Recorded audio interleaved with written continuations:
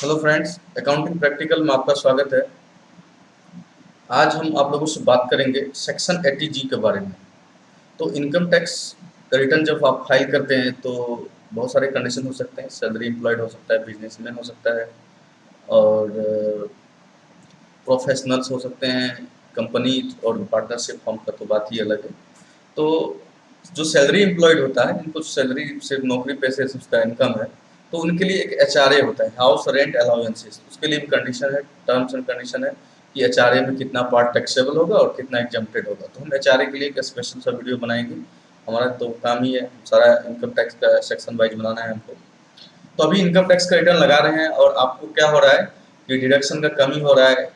5 लाख तक सैलरी, 5 लाख तक अगर किसी का इनकम है तो एग्जाम तो है ही। अगर किसी का 6 लाख 7 लाख है, उसके पास डिडक्शन नहीं है, तो डिडक्शन अवेलेबल उस समय क्या होता है, आपको दिमाग लगाना होता है कि भाई इसको कैसे 5 लाख तक लाएं। एज ए टैक्स प्रोफेशनल, अगर आप टैक्स एक्सपर्ट हैं, आप अपना क्लाइंट्स का पैसा चाहते हैं कि बचाएं और उसको रिफंड मिल जाए, टीडीएस कटा हुआ है तो, या टैक्स देना ना पड़े, ऐसे कंडीशन में आपको दिमाग लगाना पड़ता है कि कैसे कैसे डिडक्शन कहाँ से लाएं। तो इस सब पार्ट में 80GG है। और मेडिकल के बारे में भी बताएंगे कि मेडिकल इंश्योरेंस नहीं रहने के बाद भी आप मेडिकल में किन किन खर्चों का आप रिम्बर्समेंट ले सकते हैं। फिलहाल मैं आज सिर्फ आपसे बात करूंगा सेक्शन 80GG के बारे में। ये सेक्शन 80GG जो है सेम टू सेम एचआरए की तरह काम करता है, लेकिन ये इसमें क्या है कि सेक्शन 80GG का डिडक्शन कौन कौन ले सकता है। सबसे पहले सेक्शन 80GG का डिडक्शन वो ले सकता है जिसको एचआरए नहीं मिलता हो, अगर वो सैलरी एम्प्लॉय है। और उसके बाद कोई सेल्फ एम्प्लॉयड है, व्यापारी है, ट्रेडर्स है, तो वो भी ले सकता है अगर वो रेंट पेड करता है। जिस शहर में रहता है और वो रेंट पेड करता है, तब वो क्या कर सकता है, डिडक्शन ले सकता है। उसके लिए क्या क्या कंडीशन है, टर्म्स एंड कंडीशन है, उसके बारे में पूरा मैं डिटेल में यहाँ पे बताया हूँ। तो चलिए शुरू करते हैं।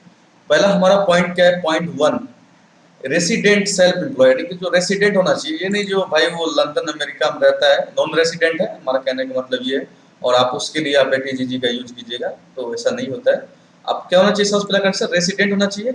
Resident self employed and salaried employee, यानी कि वो रेसिडेंट एम्प्लॉयड होना चाहिए और या तो सैलरी एम्प्लॉय, लेकिन दोनों में वो रेसिडेंट होना चाहिए। Claim reduction in the section maximum up to 5,000 into 12 यानी कि 60,000 तक, यानी कि वो मैक्सिमम 60,000 तक क्लेम कर सकता है। इसके लिए दुनिया भर का रूल्स है, हम नीचे उसके लिए बात कर रहे हैं। दूसरा क्या पॉइंट्स है कि in the case of salary person he can only claim if HRA is not receive by him during the year. Salary employee अगर है तो उसको तभी ये सेक्शन लेना है जब उसको एचआरए नहीं मिला हो, एचआरए का मतलब नहीं मिला हो, तब वो ले सकता है। ऐसा नहीं कि एचआरए में भी ले रहे हैं और यहाँ भी ले रहे हैं, ठीक है। तो दूसरा नंबर पॉइंट समझ लिए।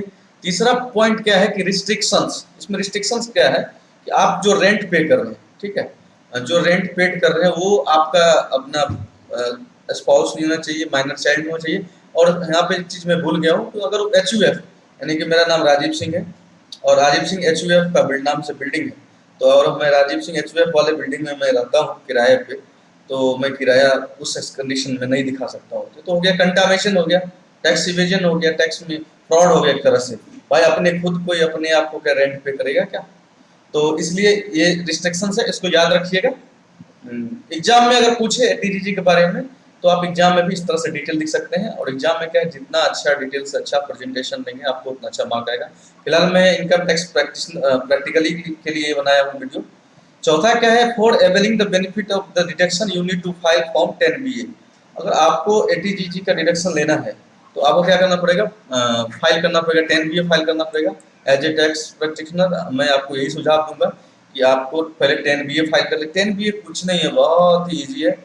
आपको रूम का पूरा एड्रेस पता होना चाहिए, मकान मालिक का पैन। मकान मालिक का पैन तभी चाहिए जब आपका एनुअल रेंट 1 लाख से ज्यादा हो। पैन नहीं होने से भी पूरा एड्रेस चाहिए, म्यूनसिपल कॉर्पोरेशन कहाँ का है, पूरा एड्रेस डिटेल दे देना है। कितना रेंट पे करते हैं, रेंट कैसे पे करते हैं, कैश में करते हैं कि चेक में करते हैं, ये सब डिटेल्स आपको भरना है। हमारा 5 नंबर पॉइंट क्या है, in the case of annual rent is more than 1 lakh for the assessment year then the PAN number of landlord is mandatory. अगर आप 1 लाख से ज्यादा रेंट पे करते हैं तो आपको क्या करना है, लैंडलॉर्ड का पैन नंबर देना ही पड़ेगा। पांचवा क्या है, कैलकुलेशन का बस शॉर्टली में बात कर रहा हूँ। तो कैलकुलेशन कैसे करना है, आप लोग अगर एचआरए या तो इनकम टैक्स का स्टडी किए होंगे तो एचआरए में निकालना जानते ही होंगे। एग्जम्प्टेड एचआरए कैसे निकालना है, टैक्सेबल कैसे निकालना है।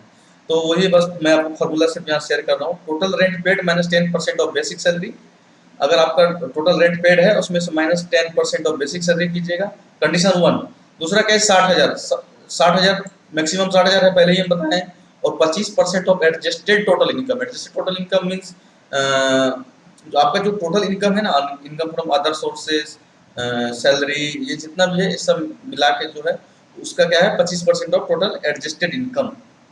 एडजस्टेड इनकम, तो इन सब से list of the above is subject to deduction, यानी कि ये जो इसमें ऊपर वाले जो भी है सब में से जो सबसे कम होगा। तो कंडीशन बहुत, सबसे कम तो 60,000 आता नहीं है, ऐसा कंडीशन ही लगा रखा है कि 60,000 आता ही नहीं है जल्दी। बहुत रेयर केस में 60,000 आपको मिलेगा पूरा का पूरा डिडक्शन। या तो आपका टोटल रेंट पेड -10% सबसे कम हो जाएगा, या तो आपका 25% ऑफ एडजस्टेड टोटल इनकम सबसे कम हो जाएगा, तो आपको वही डिडक्शन मिलेगा, उसी का आप डिडक्शन ले सकते हैं। तो हम, अगर आपको एग्जाम्पल के साथ समझना है तो हम इसलिए अगला वीडियो जरूर बनाएंगे। तो मिलते हैं अगले वीडियो में, तब तक के लिए जय हिंद।